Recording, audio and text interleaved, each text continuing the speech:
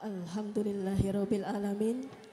Kami ucapkan selamat datang kepada Bapak Kiai Haji Miftah Maulana Habibur Rahman atau yang kita lebih mengenalnya dengan Gus Miftah. Selamat datang Gus Miftah dan juga seluruh tim dan rombongan di Masjid An-Nur, Dukuh Blangkunang Selatan, tepatnya di RW 5 Desa Jatijajar, Kecamatan Ayah, Kabupaten Kebumen.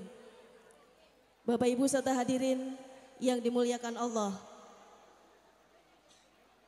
acara inti Mauidhah Hasanah yang sedari pagi tadi telah dinantikan, alhamdulillah di hadapan kita telah hadir sosok yang kita nantikan, Gus Miftah atau Bapak Kiai Haji Miftah Maulana Habibur Rahman SPDI. Mari kita cermati dan kita ambil hikmahnya dari apa yang akan beliau sampaikan pada momen hari ini yang sangat istimewa ini. Kepada Al-Mukarram Romo Kiai Gus Miftah atau Bapak Kiai Haji Miftah Maulana Habibur Rahman dipersilahkan dan mohon berkenan nanti mengakhirinya dengan doa bersama. Silakan.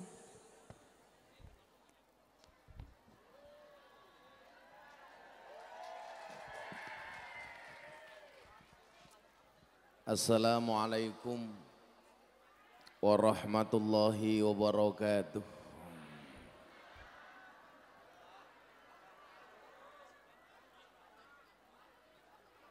Alhamdulillahi rabbil alamin wa kafa. Assalatu wassalamu ala sayyidina Muhammadinil Mustafa wa ala alihi wa sahbihi ahli sidqi wal wafa. Rabbi shrahli sadri wa yassirli amri wahlul 'uqdatam min lisani yafqahu qauli, amma ba'du. Hadratal muhtaramin, para masyayikh, para kiai, para habaib, alim ulama, tokoh agama, tokoh masyarakat, para sepuh bini sepuh yang saya muliakan. Para pejabat yang berkenan hadir dalam semua tingkatannya yang saya hormati, segenap panitia pengajian dalam rangka peringatan Isra Mi'raj Nabi Muhammad sallallahu alaihi wasallam, Masjid An-Nur, Blangkunang Selatan, Jatijajar, Kecamatan Ayah, Kabupaten Kebumen. Bapak Ibu warga masyarakat yang saya banggakan,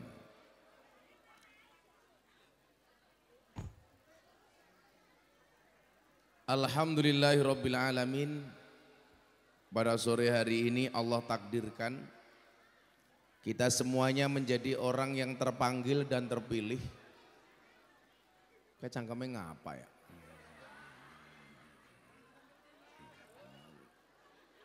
Mboten ketinggal.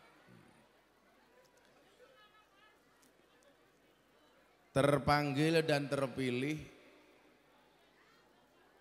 untuk hadir di satu acara memperingati salah satu momen terbesar di dalam perjalanan hidup Nabi Muhammad sallallahu alaihi wasallam.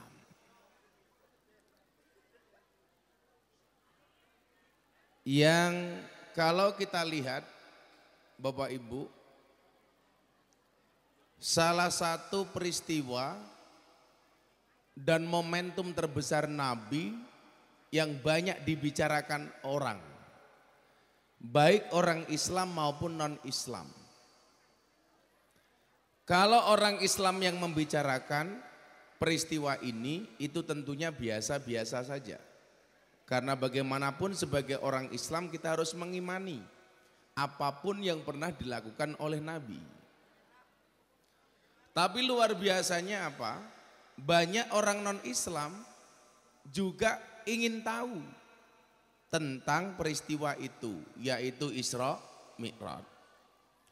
Bapak Ibu yang saya muliakan, dalam Al-Quran Allah Subhanahu wa Ta'ala berfirman bahwa karakteristik dari Nabi Muhammad itu adalah ana basyarum mislukum, aku adalah manusia seperti kalian.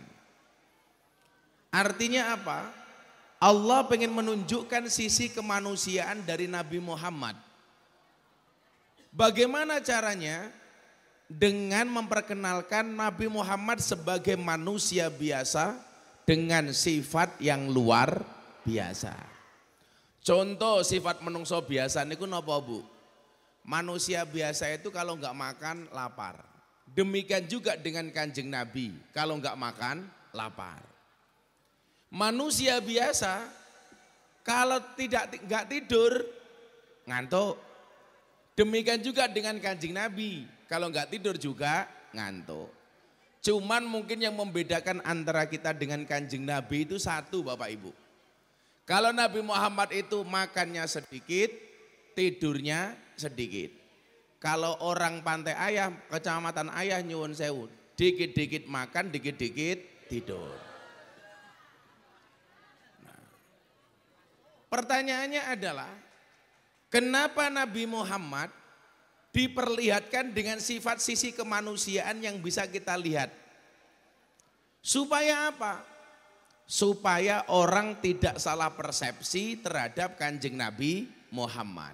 Contoh, besok itu ada cerita kenapa Nabi Isa itu bakal diaudit oleh Allah. Kenapa Nabi Isa akan diaudit oleh Allah? Karena Nabi Isa ini terlalu sakti. Karena saking terlalu saktinya yang terjadi apa? Nabi Isa yang seharusnya ngajak umat untuk nyembah Tuhan, karena Nabi Isa ini terlalu sakti, maka justru banyak umat yang nyembah Nabi Isa. Nah, makanya saya itu punya prinsip dalam berdakwah begini. Jadi orang itu jangan terlalu sakti. Nanti kalau terlalu sakti Pak, malah di Tuhan ke di Gusti Allah ke. Makanya kenapa saya itu paling tidak nyaman kalau berkaitan dengan ilmu perdukunan, ilmu suwu-suwuan, ilmu kekebalan dan lain sebagainya. Makanya kalau kayak Banser datang ke tempat saya, Gus, saya pengen kebal, tolong saya disuwuk. Pasti saya tolak. Saya tanya sama Banser, biasanya kalau kamu kebal caranya bagaimana? Nguntal gotri Gus. Saya bilang kalau nguntal gotri ku iso nggawe kebal, mbok sekalian diuntal sak peleke. Nah, maka kemudian apa? Mukjizat yang diterima oleh Nabi Muhammad itu tidak seheboh nabi-nabi sebelumnya. Contoh Pak, Nabi Isa. Mukjizatnya kan terlalu banyak. Sampai Nabi Isa itu bisa menghidupkan orang mati. Sehingga orang mempercayai Nabi Isa itu Tuhan. Kenapa? Karena terlalu sakti. Contoh lagi, mukjizatnya Nabi Musa umpamanya. Bisa membelah lautan dengan tongkatnya menjadi jalan. Betul Bu? Tapi yang perlu diingat, Nabi Musa itu membelah lautan menjadi jalan dengan tongkatnya, kejadiannya hanya sekali seumur hidup. Ora kok saben ketemu kali banjir digebuk dadi dalan mboten. Kalau tongkatnya Gus Miftah bisa membelah jalan, oh bisa nggih nuthuk ndase banser ya iso iki. Nah, maka Bapak Ibu, kehadiran Nabi Muhammad mengingatkan esensi manusia bahwa Awal mula manusia diciptakan itu tujuannya satu. Wa ma khalaqtul jinna wal insa illa liya'budun. Ini menunjukkan apa? Bahwa manusia terbaik itu adalah orang yang paling baik penghambaannya. Orang yang paling baik itu siapa? Orang yang paling banyak ibadahnya. Manusia paling baik itu siapa? Manusia yang paling banyak nyembahnya. Sehingga kemudian apa?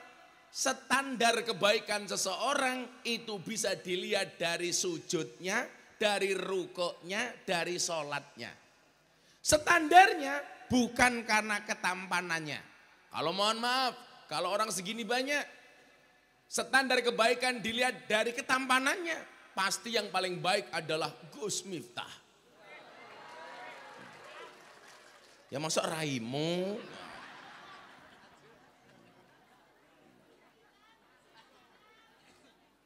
Apa bu? Bebek? Ya emang bebek gawane silem goblok.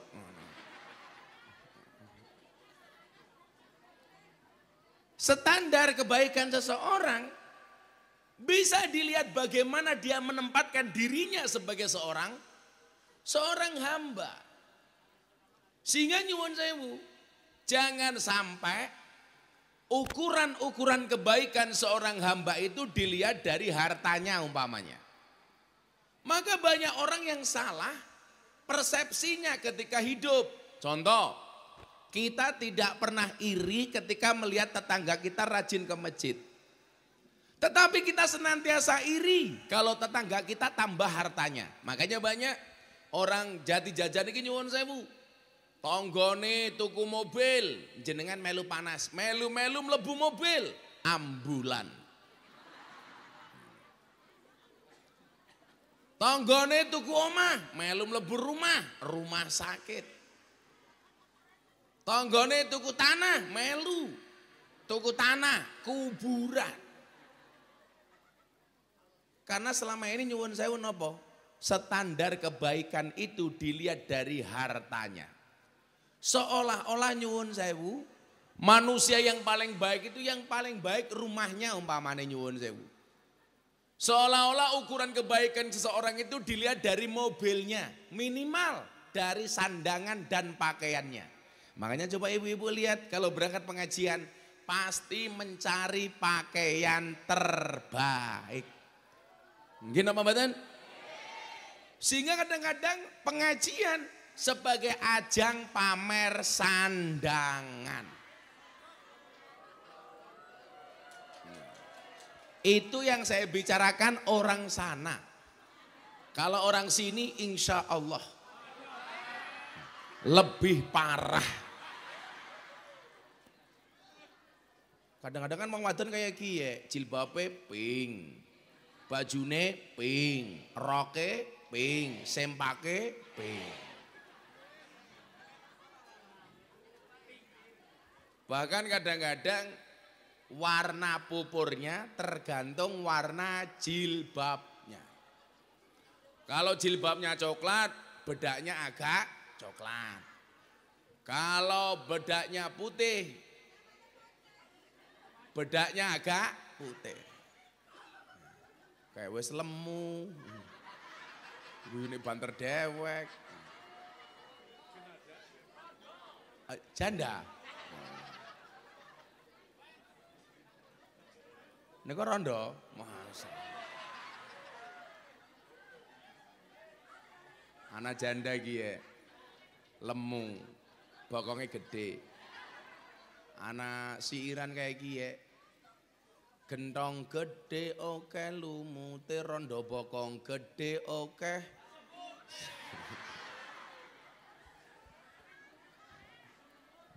Semut. Nah, sehingga kemudian apa? Seharusnya yang kita upgrade setiap hari itu bukan seberapa banyak harta yang kita miliki, tetapi seberapa banyak pengabdian dan sujud ini kepada Allah Rabbul Izzati. Maka Bapak Ibu rahimakumullah, kenapa tradisi Nahdlatul Ulama Ahlussunnah wal Jamaah setiap kali ada momentum itu diperingati dengan pengajian. Rajeban, bulan Rajab diperingati dengan pengajian Rajaban. Bulan Maulud diperingati dengan pengajian Maulutan. Bulan Sa'ban ruahan. Setiap saat, setiap bulan. Tujuannya adalah untuk evaluasi dan memperbaiki, mengingatkan dan sadar diri bahwa kita ini hanya seorang hamba yang harus patuh dengan ilahi. Mila awakmu kudu ngerti le, kudu sadar diri, sadar posisi. Kalau jomblo tambahin lagi. Sadar diri, sadar posisi, sadar rai.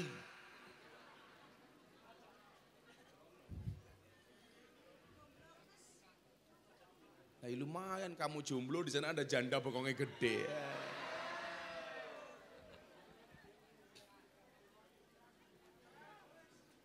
Nah, sehingga kemudian apa? Kalau yang kita perbaiki ini ibadahnya, berarti apa?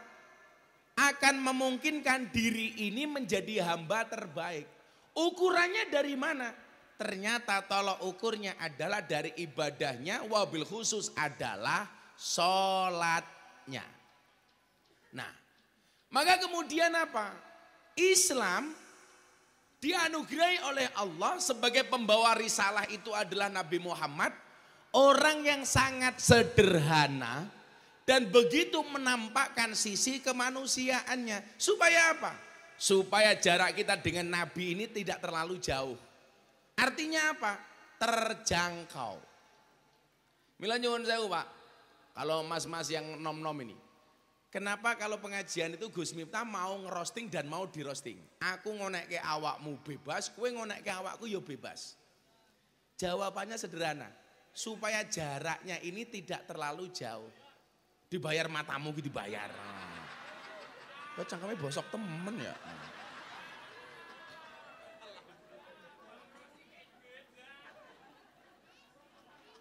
Saya itu kalau mau dapat duit banyak itu nggak perlu jadi kiai Pak. Banyak perusahaan pengen menjadikan saya komisaris perusahaan. Perusahaan swasta, perusahaan BUMN itu pengen menjadikan saya komisaris. Yo maklum orang yang ganteng terpinter. Jadi kalau saya mau pengen dapat uang Pak, itu cukup jadi komisaris sebulan itu ngantor cuma 4 kali. Enggak perlu biayaan apalagi ning jati-jati dalane welek temen ya Allah. Saya tadi mikir, ini enggak naik perahu kok diantem ombak gitu loh.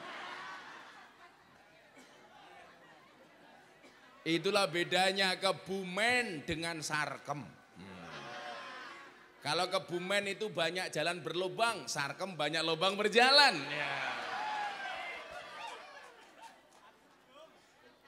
Begitu masuk sini, geluduk, geluduk, geluduk. Saya batin dancuk temen kayak dalannya. Ya. Apa? Kasih tahu Ganjar. Hubungannya apa karo Ganjar? Oh bendandani, ya ngomong bupati ini Rika ya. Ndi kayak bupati ini? Oh lah. Nah, maka jarak Nabi itu dibuat tidak terlalu jauh dari umatnya. Kanjeng Nabi itu sering Pak makan di depan rumah kakinya diangkat seperti ini. Memang sunahnya seperti ini. Maksudnya apa? Supaya orang juga melihat Kanjeng Nabi dia butuh makan kayak kita.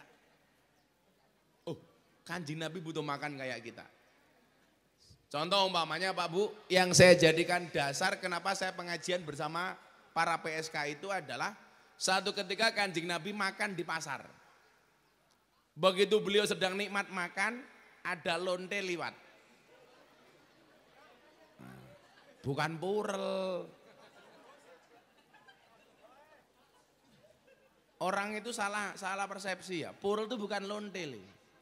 Purel itu pemandu karaoke. Ya apal aku kiai ini purel keprimen apal ya. Apal.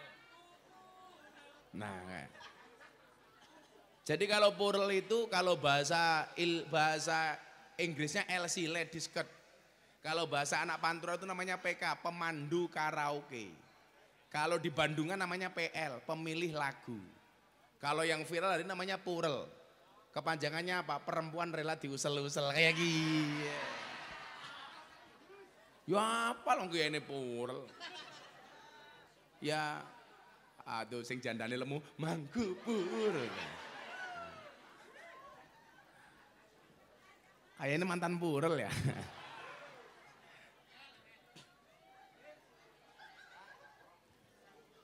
Kanjeng Nabi baru makan, minum, karena di hadapannya banyak makan dan minum. Beda kalau di Kebumen pengajian jadi Jatar nggak ada makan, nggak ada minum. Panitianya tahu kalau Gus Miftah puasa mungkin. Mboten satu juga kalau pas poso nih kok.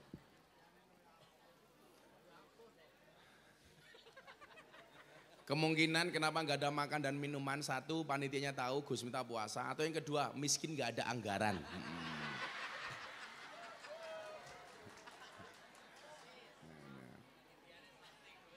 Kenapa? Panitianya sakti, ngerti kayak ini puasa lah disuguh. Sakti apa kere kayak dalan nih.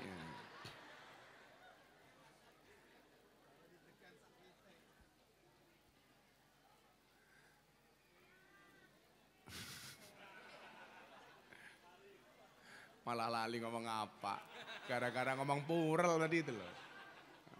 Nah, nih, dikai pantun men dalane dibangun karo bupati ini ya. Beli permen, beli pisang. Bupati Kebumen, kok jalanmu banyak berlobang?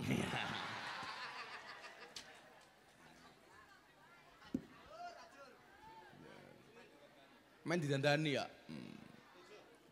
Paling besok kalau mau kampanye, besok jalannya kita dandani, begitu jadi lali. Itulah bedanya pilkada dengan pilkab. Apa bedanya Ibu? Pilkab lak lali, pilkada lak dadi lali, pilkab lak lali dadi.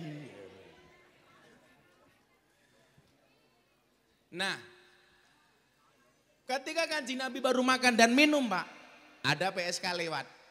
Londe. Kenapa Dani londe? Berkelon dele-dele.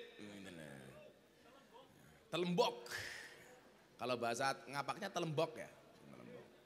Kalau bahasa Surabayanya begenggek. Apa Pak? Ini apa nih? Bukan galon, begenggek. Kok balon gitu apa ya? Kita tamu ini sarkem ya. Derek kula. Ini ada PSK lewat Pak. Ketika Kanjeng Nabi makan. Melihat Nabi Muhammad, PSK ini langsung lihat. Kenapa? Karena Nabi Muhammad tuh gantengnya minta ampun Pak. Khairul bariyah nadroh ilaiha. Salah satu mukjizatnya Nabi Muhammad itu adalah Nabi Muhammad ditakdir oleh Allah sebagai manusia tertampan di dunia. Dengan Nabi Yusuf lebih tampan mana Gus? Kenapa Nabi Yusuf dikatakan Nabi yang paling tampan? Bu, lebih tampan Nabi Yusuf apa Nabi Muhammad? Nabi Yusuf, Anda salah.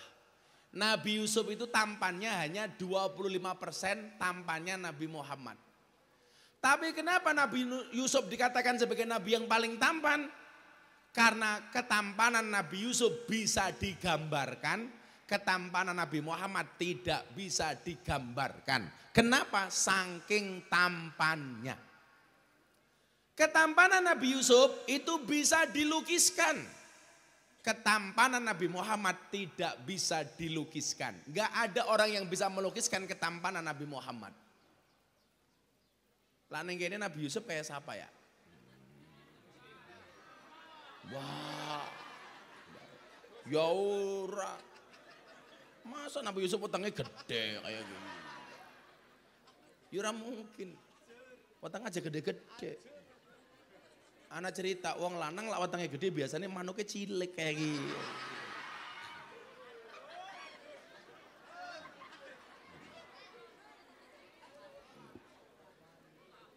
Nabi Yusuf kayak siapa? Kayak Banser iki ya. Ya ora mungkin. Saking tampaknya Nabi Yusuf itu mau diperkosa sama Siti Zulaiha.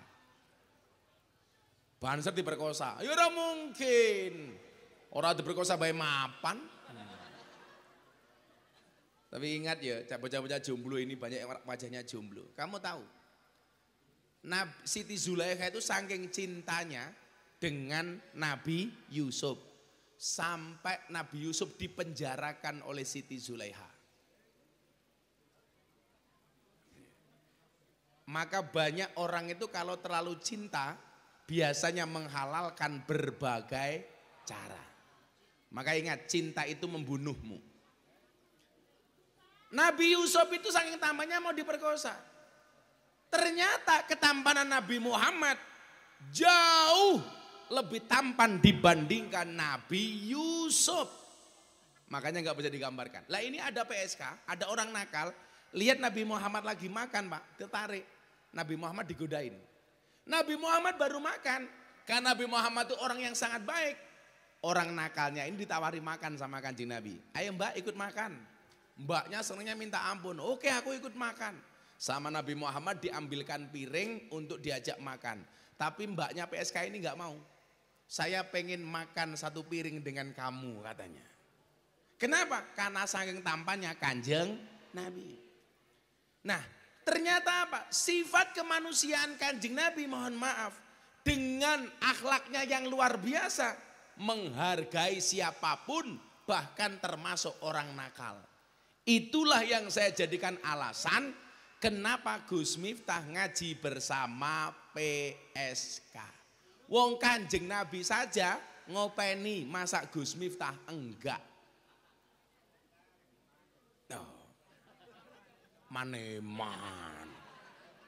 Bener Pak, man kok PSK enggak ada yang ngopeni. Bedanya saya dengan beliaunya, kalau saya datang ke PSK untuk ngaji, beliaunya untuk ya.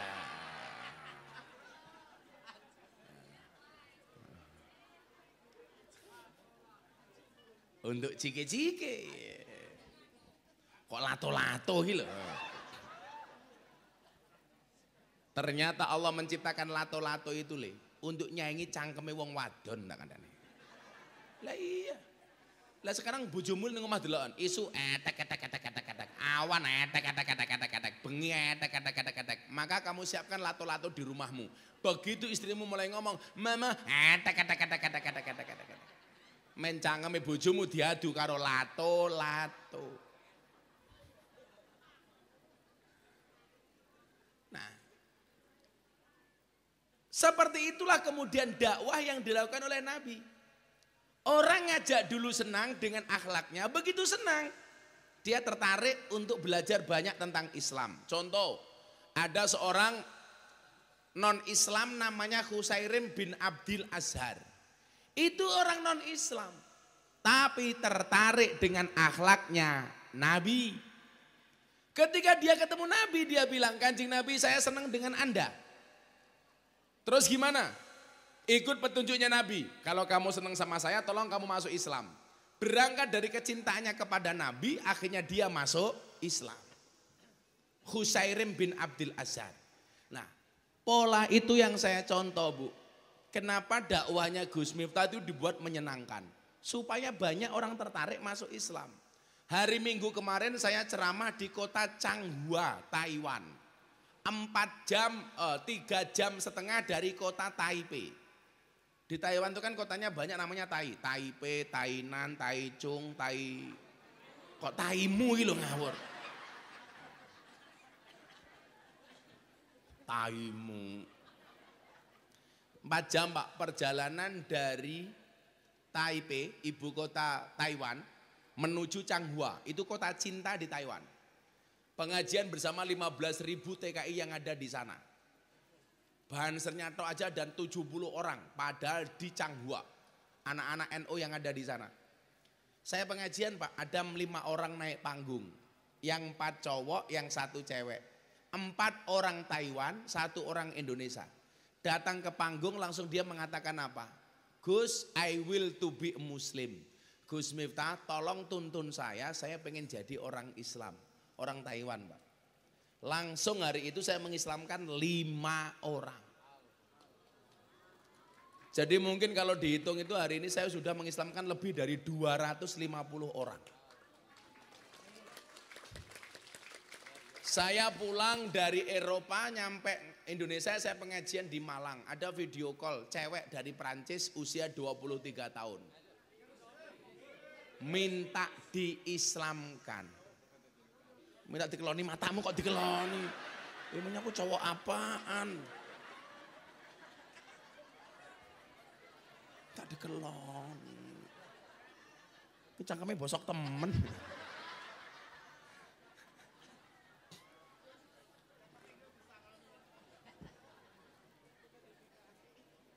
Sekian banyak orang yang masuk Islam itu rata-rata apa, Pak?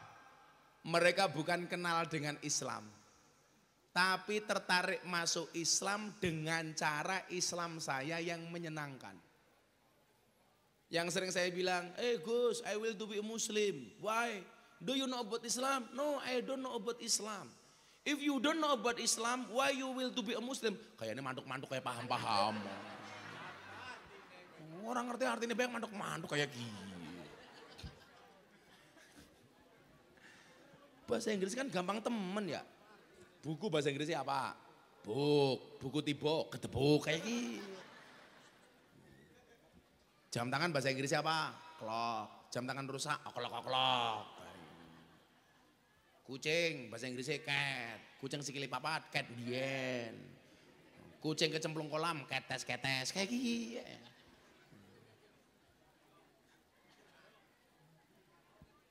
Banyak orang-orang itu, Pak. Kalau dilihat dari negaranya yang pernah saya Islamkan tuh orang Taiwan, ada banyak. Cina ada, Jerman ada, dari Mesir ada, dari Hong Kong ada, Australia banyak.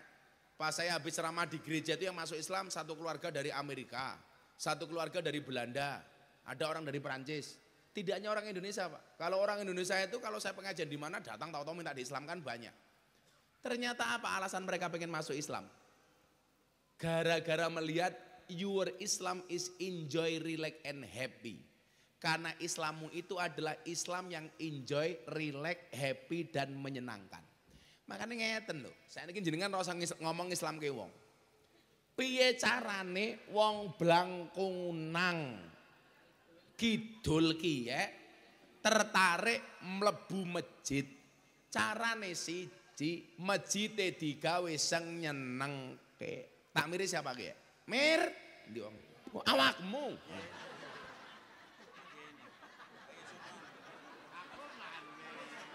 Masa tamirnya kayak gie gak meyakinkan.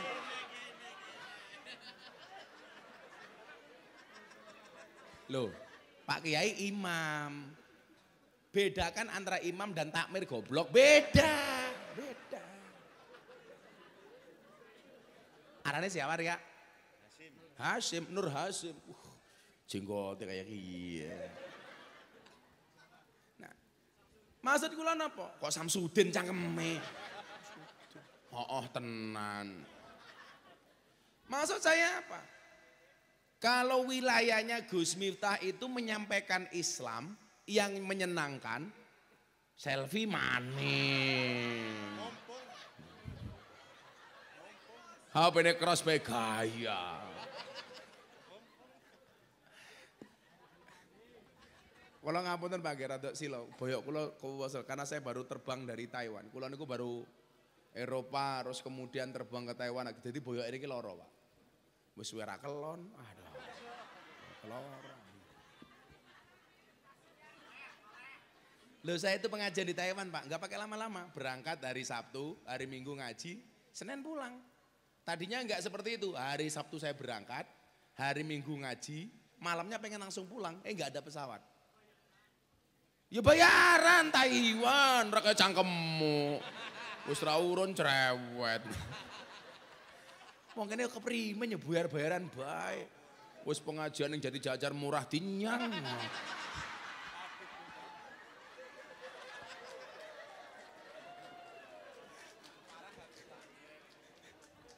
Ya Nur Hasim ki marah nang pondok ketemu bisa bocah. Blangkunang Selatan ki ya, wonge kere-kere kiai. Sesuk sing murah bae kayak iki. Jadi kita doakan Nur Hasim masuk surga pertama kali, amin. Berangkat setelah pengajian, amin.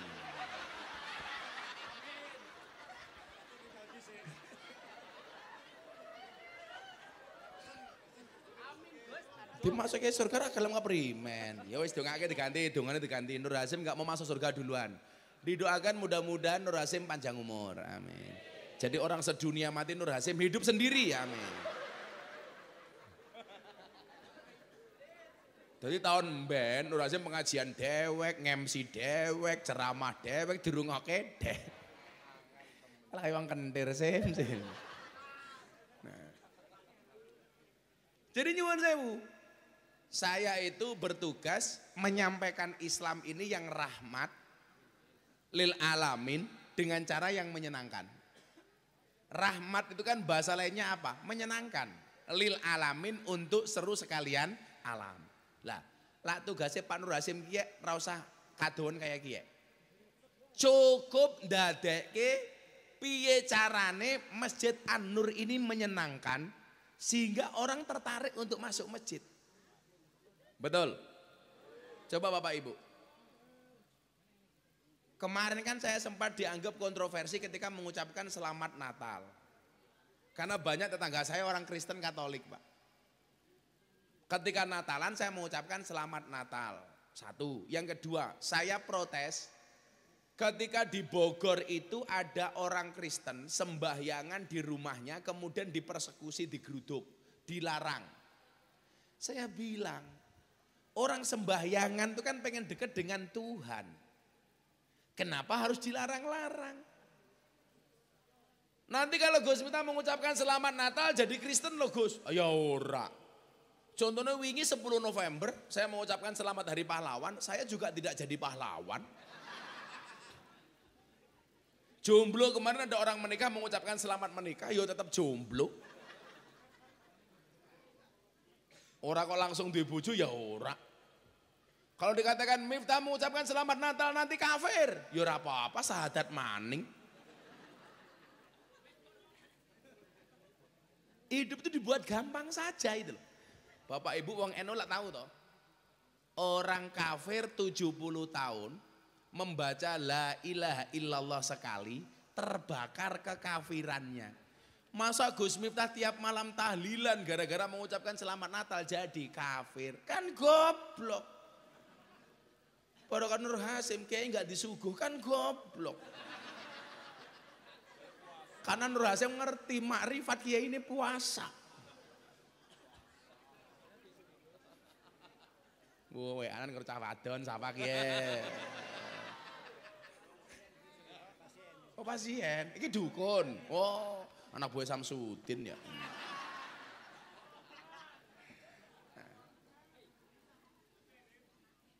Nah, kalau saya begini. Kan bahasa saya begini Pak Kiai. Nyuwun sewu. Pak Hasim saya bilang begini. Hei orang Kristen, silakan rayakan Natalmu dengan sukacita. Sebagaimana kami orang Islam merayakan Idul Fitri dengan sukacita dan bahagia.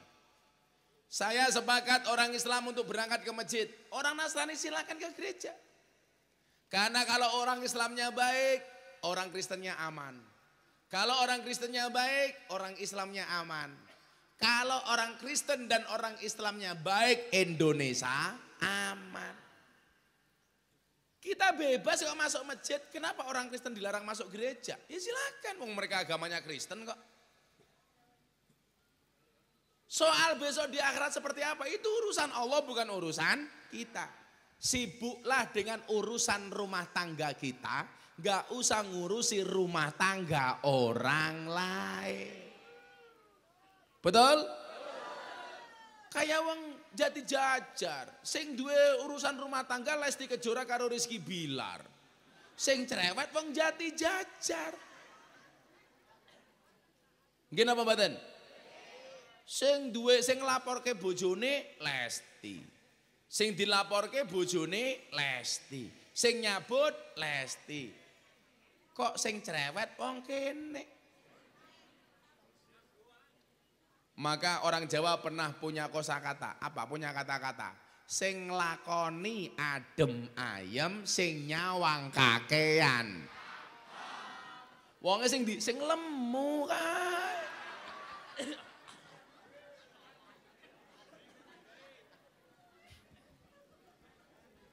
Lemu bokongnya gede. Nah, makanya apa? Ketika Nabi Muhammad itu ditampakkan sisi kemanusiaannya Pak. Yang terjadi apa? Ketika Nabi Muhammad diuji dengan musibah, Kanjeng Nabi ya susah. Menunjukkan apa? Sama dengan orang jati jajar. Kalau diuji oleh Allah, atine susah. Nabi Muhammad diuji. Apa ujiannya Pak? Ujiannya istrinya meninggal dunia. Siti Khadijah, orang yang sangat dicintainya. Meninggal. Istrinya meninggal, lumrah. Atine susah. Ayo Hasim, lak bojomu mati susah apa ora? Ya ora golek maning. Bojone mati alhamdulillah. Yen wis mati pondora melu, bojo ayu wis ana sing nemu, wis ana sing nemu. Sing nemu sapa? Nur Hasyim. Siti Khadijah meninggal, Nabi Muhammad sedih. Pamannya meninggal, Nabi Muhammad tambah sedih. Sehingga menunjukkan apa? Kalau kita itu kadang-kadang senang, kadang-kadang sedih itu lumrah. Nabi Muhammad juga demikian. Maka di dunia ini yang gak pernah susah, senang terus cuman satu. Duwe terus ratau, duwe utang, senang terus ratau susah niku mung siji, sinten Fir'aun. Sakniki rodok rame mergo ana wong sing ngarani Pak Jokowi kaya Fir'aun. Serasa melu-melu. Lah, kalau takoni wingi wartawan, Gus Miftah bagaimana pendapatnya? Kalau saya secara pribadi tidak setuju. Secara pribadi nggih. Karena bagaimanapun juga sing ngomong niki guru kita semuanya. Tapi kalau secara pribadi saya tidak setuju. Fir'aun itu salah satu karakter jeleknya apa? Dia ngaku Tuhan. Piye-piye Pak Jokowi ra tau ngaku dadi Gusti Allah. Berarti ya ora pas lah Pak Jokowi kaya Fir'aun. Fir'aun itu ciri-ciri napa? Seneng terus ora tau susah. Lah jenengan delok Pak Jokowi iku ya tau seneng ya tau susah. Duwe duit terus ora tau duwe utang niku Fir'aun. Mila kok ana tiyang jati jajar kadang-kadang seneng kadang-kadang susah niku lumrah, soalnya jenengan menungso biasa. Lah jenengan seneng terus ora tau susah, kula malah curiga jangan-jangan putune Fir'aun. Nah, Fir'aun ki ciri-cirine biasanya awake rada lemu bajune batik. Kuwi Fir'aun niku biasanya. Pecine dhuwur biasanya. Lah ana kiai ngaji senengane selfie delik-delik, lah itu Fir'aun itu biasanya.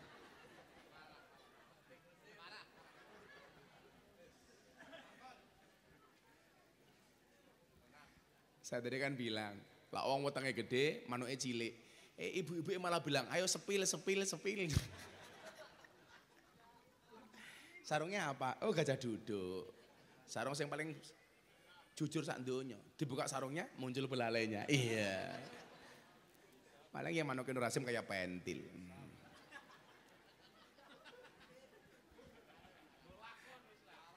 Nah, karena Nabi Muhammad itu sedih Pak. Allah berkenan ngasih hiburan.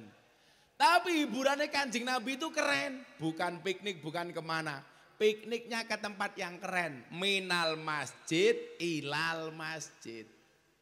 Maka kula suwun, masjid itu dibuat yang menyenangkan. Sehingga kalau orang itu butuh healingnya cukup ke masjid.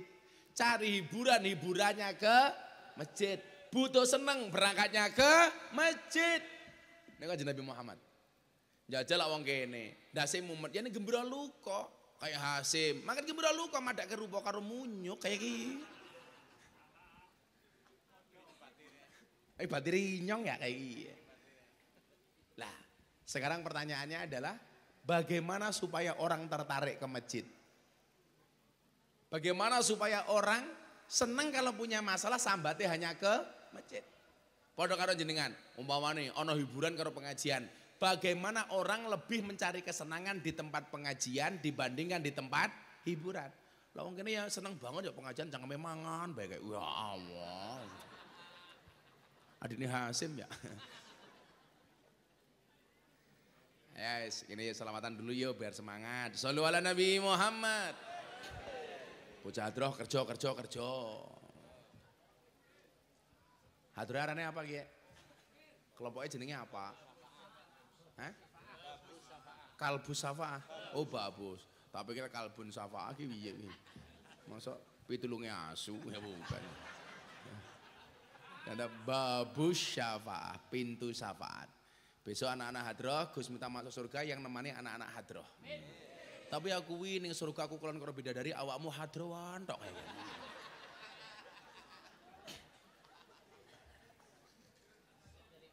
Ya daripada. Kan lumayan hadrohan tok. Oh Banser ngiri, udah besok yang awal Banser, amin. Kan Banser tugasnya survei lokasi. Jadi sebelum Kiai masuk surga, surganya disurvei karo Banser. Banser siap, Kiai ini mlebu, Banser metu maning kayak gini. Melas temen. Kok niki kayak Banser sing tua-tua ya, iki Banser tua, kayak tua. Kayak ketake biasa melu ngaji nyong ya sing tua kayak. Sudak, bapaknya sudak pitu. Wis ra diuntu. Kakean mentil ya. Lho iki tua. Sing Banser tua ana pira ki ya? 5, umurnya bira-bira. Yang tua-tua Banser ini, jajar kene, yang tua-tua. 6-7 kene. Di maning sing tua? Oh, namanya Habib Nuryanto. Isin duwe bojo? Masih. Lak sing rondone lemuke ayu apa ora, Be? Adap sana. Siap bro. Siap bro kok istirahat keprimen Habib Pak. Nah, yang sebelah sini Pak siapa yang sebelah sini? Om Misbahuddin, kasih mic Pak, masih mic. Pak Misbah mau tak tes Pancasila. Ayo Misbah, Pancasila. Pancasila. Satu. Ketuhanan yang Maha Esa. Hop. Yang dua ini yang tengah. Yang tengah ini siapa? Yang dua. Yang tengah. Dua. Kemanusiaan yang adil dan beradab. Nah, tiga Habib. Persatuan Indonesia. Iya, pintar. Habib lanjutkan. Habib dulu. 4. Kerakyatan yang dipimpin oleh hikmat kebijaksanaan dalam melaksanakan perwakilan. 5. 5. Keadilan sosial bagi seluruh masyarakat Indonesia. Kok masyarakatnya siapa? Salah.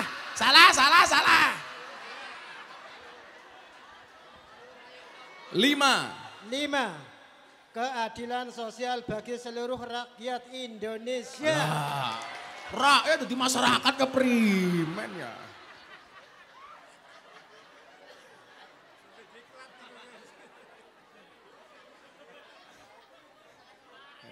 Ya hadap sini sekarang, hadap sini. Balik kanan, gerak.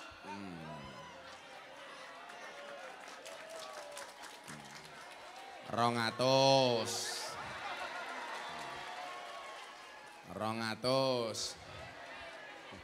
Kok dudu senteng ya?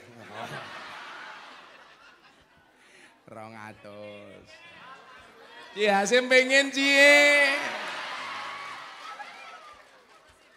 Bubar jalan, gerak.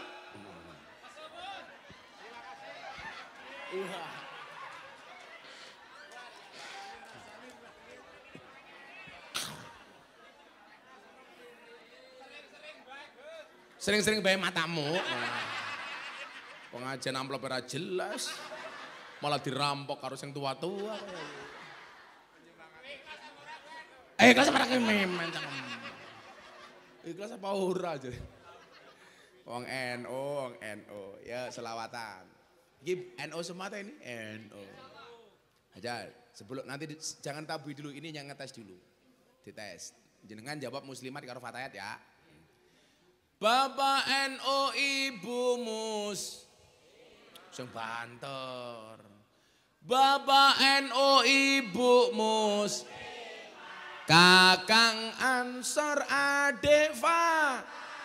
Adeva tayat tahlilane saben malam mulih tahlilan padha nggawa rahmat goblok berkat salah rahmat badokan bae sing dipikir.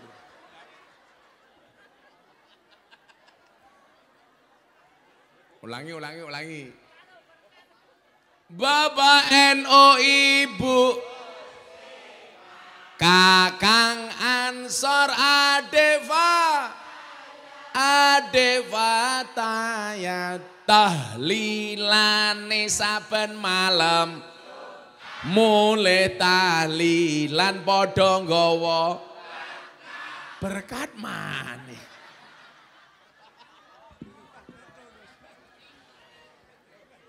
Luwe penting rahmat apa berkat? Berkat.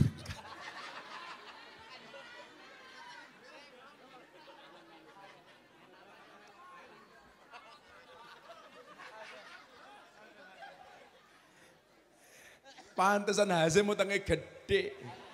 Sing dipikir berkat banyak. Pantes rupane Hasim raine kayak besek ya. Ada rata ulat disek dewe ya.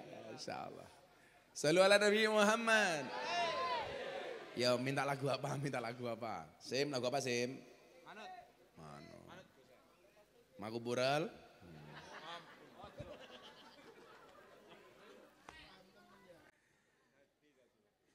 Sedherek kita sedaya jaler estrian nemlan tua mumpung urip padha ilinga golek sangu lunga mumpung urip padha ilinga golek sangu lunga salatullah salamullah ala rasulillah salatullah salamullah ala yasin habibillah salatullah salamullah ala yasin habibillah iling ana yen bakal ketimbalan timbalane ora kena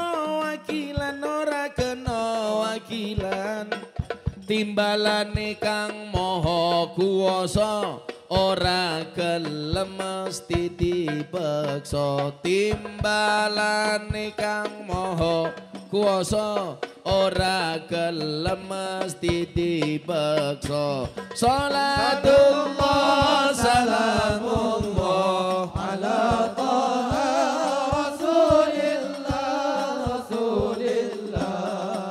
salatullah salamullah ala yasin habibillah salatullah salamullah ala yasin habibillah sandangane diganti putih yen wis budal ora kena mulih tumpakane kereta Jawa roda papat rupa menungso tumpakane kereta Jawa roda papat rupa menungso Salatullah salamullah ala Taha Rasulillah Rasulillah. Salatullah salamullah ala Yasin Habibillah. Salatullah salamullah ala Yasin Habibillah. Jujukane ing mlebu kuwane ora ana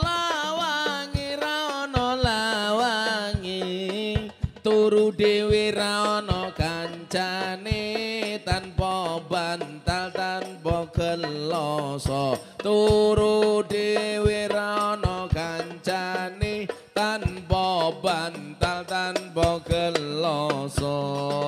Salatullah salamullah ala Taha Rasulillah Rasulillah.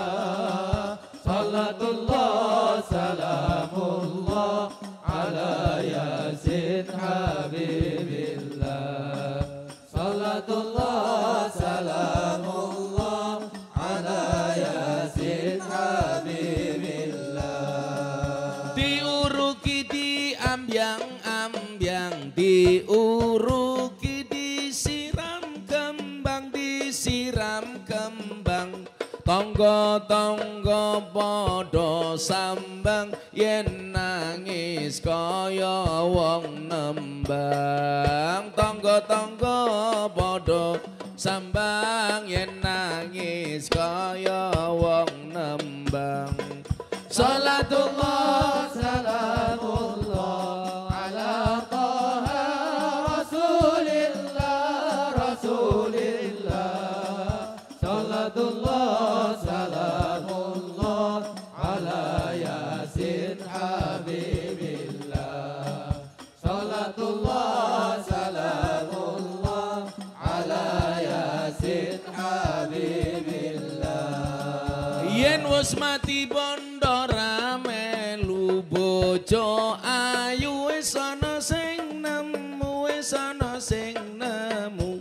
Sing ning kubur rasane lara, anak bojo ra tau ndonga. Sing ning kubur padha tangisan, anak bojo rebutan warisan. Salatullah salamullah ala Taha Rasulillah Rasulillah.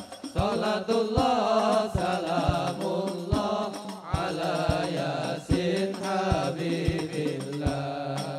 Salatullah salamullah ala Yasin Habibillah.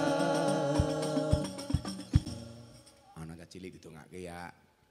Bocah cilik diulang ngaji. Kowe iki ngopo tak meneng bae. Ora ndonga malah. Ora usah semangat, amplopmu enggak jelas. Kosongan. Sorry ya, kita berada di atas panggung yang sama tapi dengan amplop yang berbeda. Dirampok karo sing tua-tua kayak. Bocah cilik diulang ngaji. Sesuk yen gede dadi kiai, dadi kiai. Urip pisan aja mung dolanan, ayo sregep nderek pengajian. Urip pisan aja mung dolanan, ayo sregep nderek salat. Salatullah salamullah ala Taha Rasulillah Rasulillah. Salatullah salamullah ala Yasin Habibillah.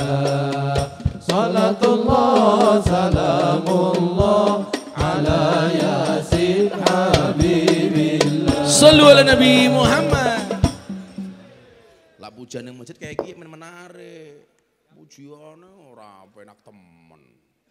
Rugi dunya ora dadi apa-apa. Apaan? Lah kukuna temen ya. Ya jangan kalau rugi donya ora dadi apa-apa ya ora kuat ngundang pengajian keprimen. Dongake wong jadi jajar mudah-mudahan semuanya kaya. Gua pengajian yang lapangan gede. Ini kan pengajian gang sempit yang mergo nggak ada anggaran. Ngerti aja. Alhamdulillah.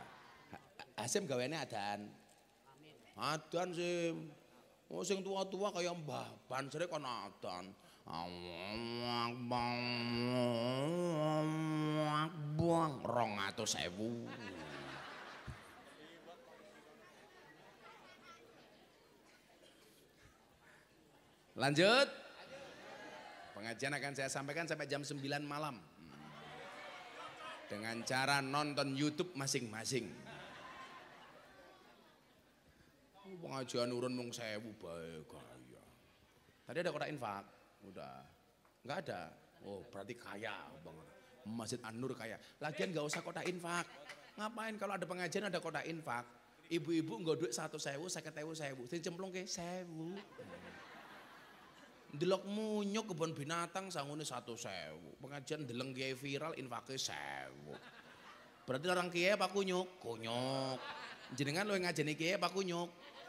Kunyuk. Beneran kunyuk. Mila para kunyuk rahimakumullah. Cangkeme.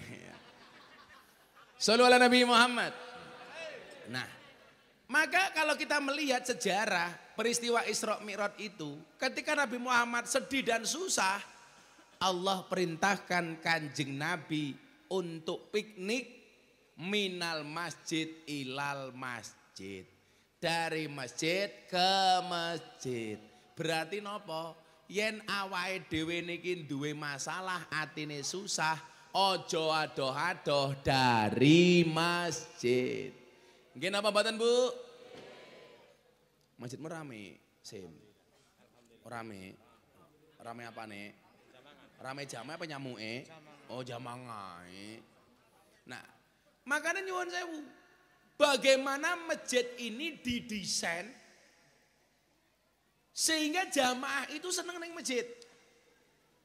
Saya itu dari dulu Pak menyarankan siji golek tukang adan sing apik. Lha wong subuh sing adan wis tua temen, sing mangkat siapa?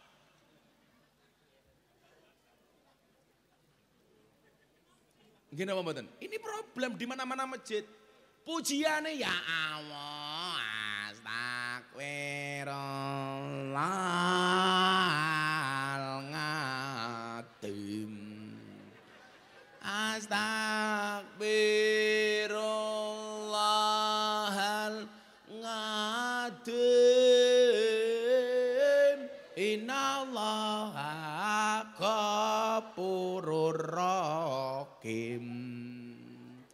Ya Allah Gusti inyong nyuwun ngapura sekathahing dosa inyo lan dosane bapak biyung inyong. Jamaah sing ngomong mboten cangkeme sapa kek? Hasim.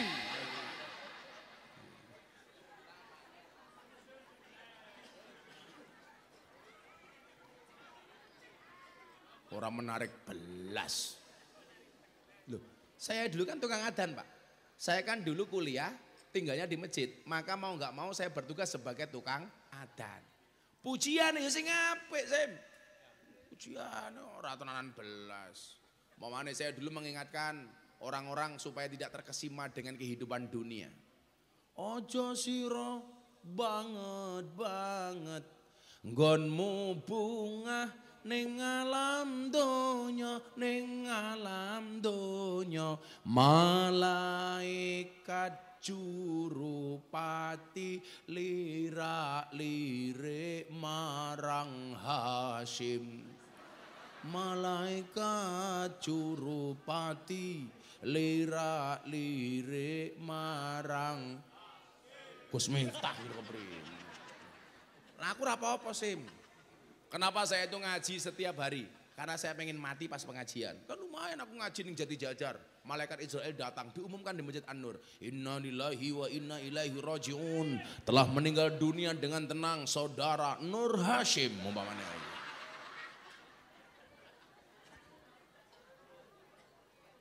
Pak Hasim umur pira? 48 ya berarti umurnya Hasim luwih tua. Tapi santai wae Sim. Mati kuwi syaratnya ra kudu tua, mati kuwi syaratnya ra kudu lara. Mila senajan Pak Hasim luwih tua tinimbang Gus Miftah, Gus Miftah lebih muda dibandingkan Pak Hasim, bisa jadi yang mati Hasim duluan.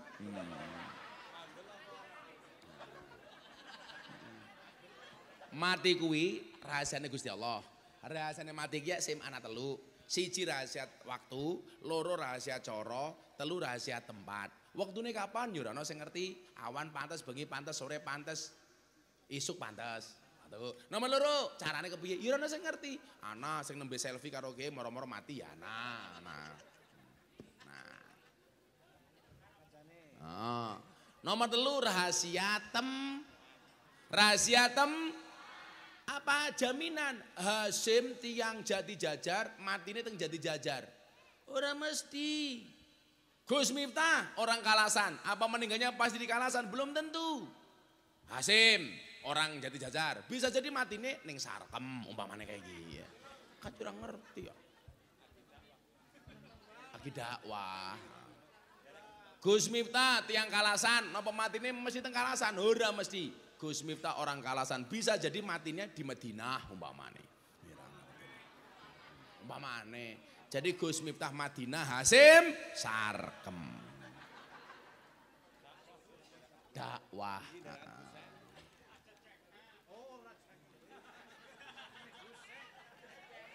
Hasim bengok. Orang kena jengkel. Jengkel mati cemplungke kali ya. Nah, coba dilek dari masjid Pak. Imame ya sing apik, sing kepenak. Ora sing ora fase. Pak, sebenarnya fase itu pengertiannya begini. Fase itu satu jelas. Ora kudu nadane apik ora, sing penting suarane jelas. Nomor loro fase niku artine nyambung. Nyambung niku napa? Nyambung karo karepe jamaah. Ngerti lah bar ngisa ana pengajian lak ngimami ya ora usah suwe. Bar ngisa ana pengajian, bar Fatihah Yasin ya bajingan. Suwen. Oril maghdubi alaihim waladhdallin. Amin. Bismillahirrahmanirrahim. Yasin. Siapa imamnya? Hasim bajingan ya.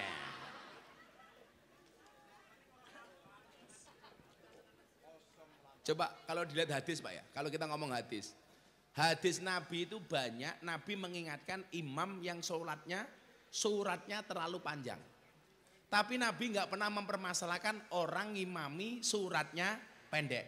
Jadi soalnya apa? Kalau sholat di masjid suratnya panjang-panjang, akhirnya wong Jati Jajar ora gelem neng masjid. Tapi ya ora sakulu karo inatok. Engko maghrib rakaat pertama kul. Rakaat kedua inna. Ngisa rakaat pertama kul. Rakaat kedua inna. Begitu subuh Hasim gelar sajadah malaikate mudun. Wes tahu Sim. Nah, makanya kenapa ketika Kanjeng Nabi Muhammad itu di Isra Mi'rajkan, kemudian Kanjeng Nabi dari masjid ke masjid langsung naik ke langit. Nikulah tujuannya memberikan hiburan Kanjeng Nabi. Dari puncak hiburan itu adalah perintah sholat. Berarti apa? Sholat itu sebagai solusi bukan masalah. Berarti apa? Orang berangkat ke masjid untuk sholat harus seneng. Makanya Pak dulu zaman saya manggon di masjid. Itu saya buat tema, pola. Kalau sholat subuh, habis subuh setiap hari Minggu. Saya buatkan acara coffee morning. Jadi bar subuhan jamaah tak ajak ngopi, tak ajak mangan. Sehingga apa? Orang akhirnya seneng ke masjid. Bar sholat subuh ngopi. Setuju? Anak-anak muda sekarang di mana-mana bawa HP cari kuota. Masjid kasih wifi.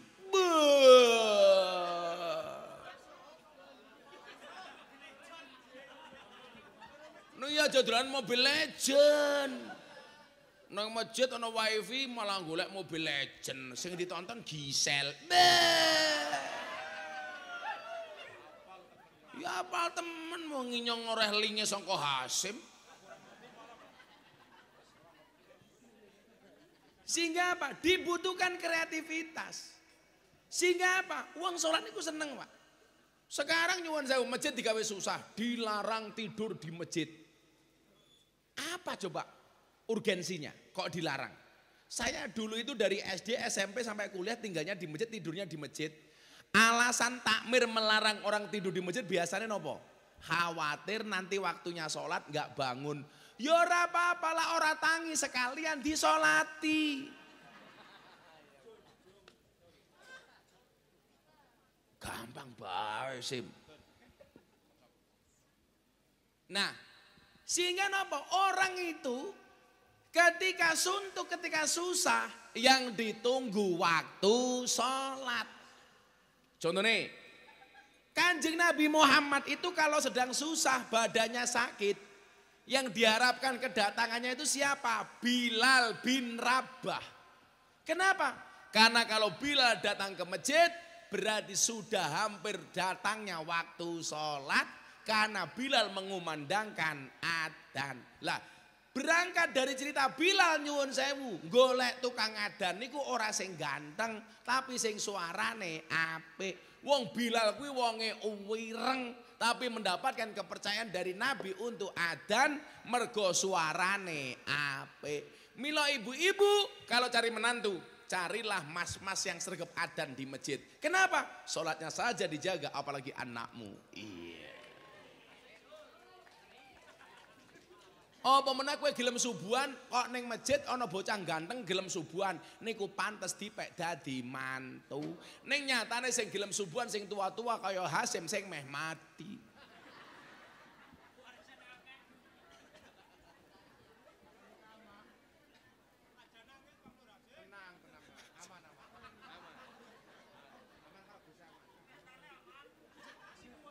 Dia ngomong aman-aman biar murah dinyang. Sehingga nyuwun sewu tujuan wa ma khalaqtul jinna wal insa liya'budun. Ini bisa kita fasilitasi. Wong seneng ning masjid, Bu. Bu. Ibu-ibu kalau denger adzan susah apa senang? Oh lah siapa sing kondo?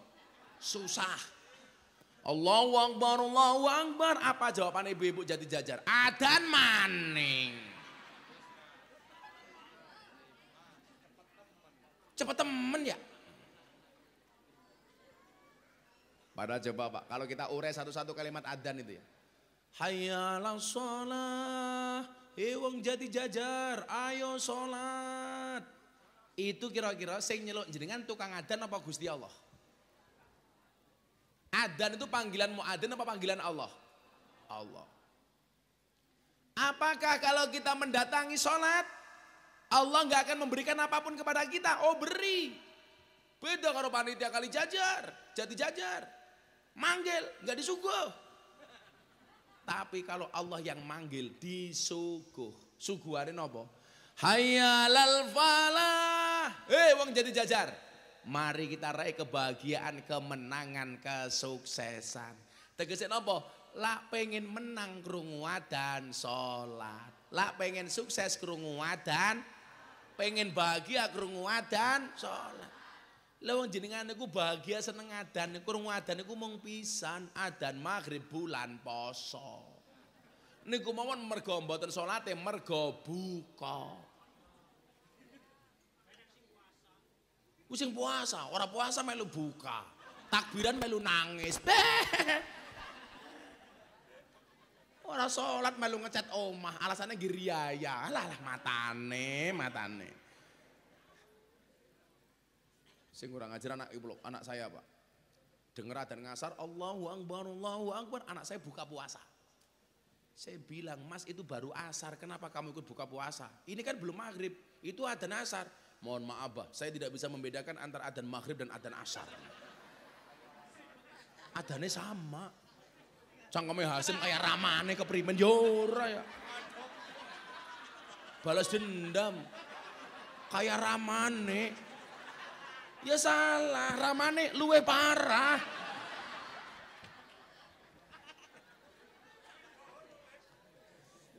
Saya kan punya acara di JTV Surabaya kalau maghrib, kalau puasa itu Pak. Namanya Kuliah Ramadan bersama Gus Miftah, 7 menit menjelang adzan maghrib. Ternyata penontonnya itu banyaknya minta ampun. Bahkan orang-orang Jakarta, orang Kebumen, Jawa Tengah nontonnya Surabaya, TV Surabaya. Saya waktu itu mikir, wah berarti orang-orang senang dengan ceramah saya. Ternyata saya salah. Kenapa orang-orang Jawa Tengah, orang-orang Jakarta nonton TV Surabaya dibandingkan TV Jakarta? Karena adane luwih dhisik. Maghribe luwih dhisik keprimen.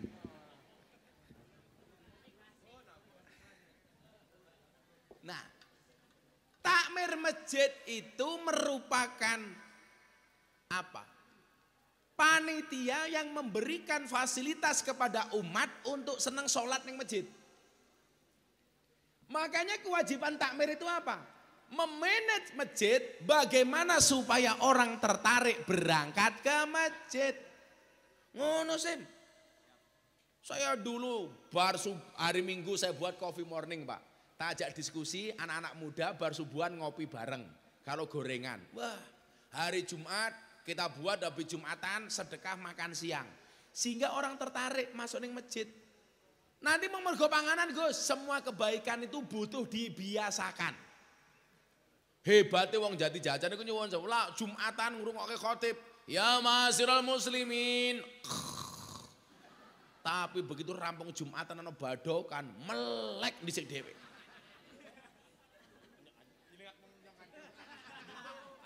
Luwih penting khotbah Jumatan apa panganane?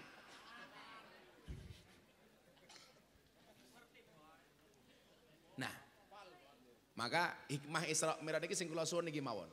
Bagaimana menjadikan sholat sebagai solusi, bukan masalah. Berarti napa? Wong sholat niku solusi karena di saat sholat itu kita punya kesempatan komunikasi dengan Allah. Maka dikatakan apa?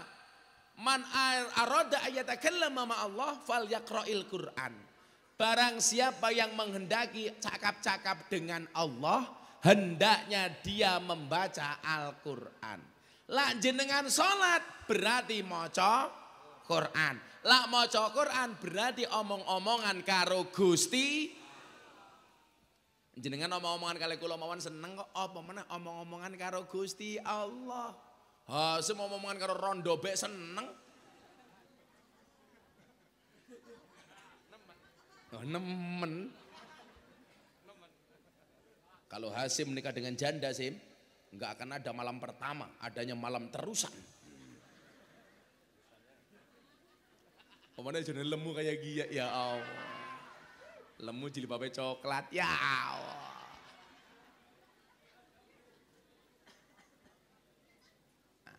Sholat sebagai solusi. Lawe sholatnya api. Inna sholata tanha anil fahsya'i wal munkar. Orang-orang yang mendirikan sholat insya Allah dijauhkan dari perbuatan keji dan mungkar. Amin. Mila lah wong wedok sholatnya api. Mesti karo bojone api. Wong lanang kok sholatnya api karo bojone mesti tanggung jawab. Gini mboten Bu? Ingat. Perempuan yang baik itu adalah perempuan yang siap diajak menderita oleh suaminya. Setuju bapak-bapak? Setuju. Tapi ingat, suami yang baik tidak akan pernah mengajak istrinya menderita.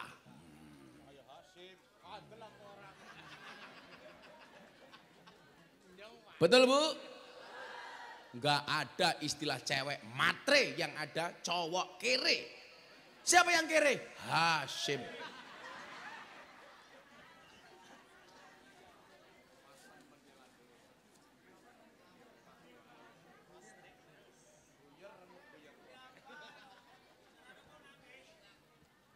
Ya rasa nangis sih.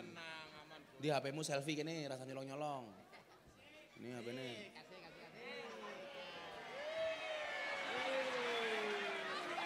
Doa ditutup.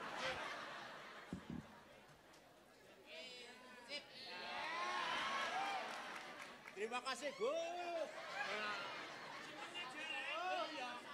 Langsung dikirim ke jandanya Kiye, foto karo Gus Miftah Kiye. Wah, engko aku adus ping 7 engko aku. Moko lado. Shallu ala Nabi Muhammad. Inna sholata tanha 'anil fahsya wal munkar. Maka cerminan orang yang sholat itu akan ditampakkan dengan akhlak yang baik dan menyenangkan. Mila nyuwun sewu, semakin jenengan dadi wong sing nyenengke, insyaallah semakin kathah dulure. Semakin kathah rezekine. Semakin cedak rahmate. Semakin adoh balak lan musibahe. Amin Allahumma. Mila kula wingi pas teng Magelang kula matur, gara-gara ana wong takon ngeten. Nyatane Gus sakniki kathah wong salat tapi kelakuane elek. Ah lha engko dhisik. Kae tangga kula ora salat malah kelakuane apik. Saiki tak delok, tak takon, Bu, Pak. Lah jenengan kon milih-milih pundi? Wong salat gelem salat tapi kelakuane elek, urung iso tumindak apik. Napa tumindak apik tapi dereng salat? Sing kudu didhisikke salate apa tumindak apike? Tetap salate. Soale sesuk dihisab pertama kali Gusti Allah niku salate. Wong salat rong tumindak apik. Kula sering ibaratke napa? Padha karo wong wuda nganggo kathok ora nganggo sabuk. Aman tapi nyok-nyok mlotrok. Tapi lah wong tumindak apik rong gelem salat padha karo wong nganggo sabuk tapi ora nganggo kathok. Gondal ditotul titik. Manuke siapa? Hasyim.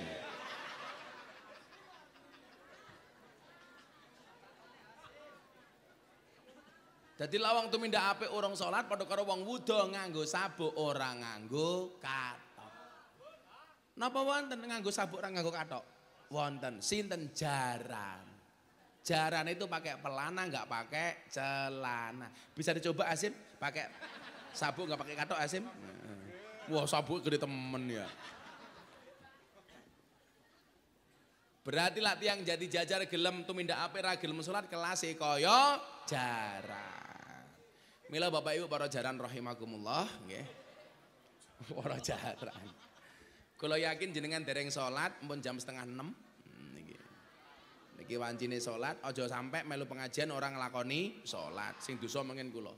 Muga-muga tiang jadi jajar kuwabeh jaga salate. Amin Allahumma amin. Bismillahirrahmanirrahim. Allahumma sholli ala sayyidina Muhammad wa ala ali sayyidina Muhammad walhamdulillahi rabbil alamin. Allahumma rzuqna istiqamah. Allahumma rzuqna bi ziyadatil ilmi wa rizqi wal ibadah. Allahumma rzuqna ziyaratal Makkah wal Madinah. Allahumma rzuqna dzurriyyatan thayyibah. Allahumma rzuqna alan sakinatan mawaddatan wa rahmah. Allahumma rzuqna bi alfi alfi quwwah. Allahumma rzuqna bi alfi alfi barakah. Allahumma rzuqna bi alfi alfi karamah. Allahumma rzuqna min ahli sunnah wal jamaah. Allahumma rzuqna bi husnil khadimah wa na'udzubika min su'il khadimah wa adkhilna jannata mal abrar ya aziz ya ghafar ya rabbal alamin walhamdulillahi rabbil alamin. Sedaya masyarakat matur nuwun hadanallahu wa iyyakum ajmain wal afu minkum. Assalamualaikum warahmatullahi wabarakatuh. Waalaikumsalam warahmatullahi wabarakatuh. Alhamdulillahirabbil alamin. 80 menit sekiranya tadi mulai pukul 15.21 hingga 16.45 tidak terasa. Mauidhah hasanah dari Gus Miftah telah mewarnai hari kita hari ini di hari yang spesial ini. Ada sebuah pantun Gus, menanam jagung di ladang, jangan lupa rajin disiangi. Jika ada kesempatan kembali datang, semoga Gus Miftah ngaji di Jati Jajar lagi. Amin. Terima kasih. Bunga mekar di perbukitan, sawah luas di pedesaan. Terima kasih untuk segala perhatian dan mohon maaf atas segala kesalahan. Terima kasih. Wabillahi taufiq wal hidayah. Wassalamualaikum warahmatullahi wabarakatuh.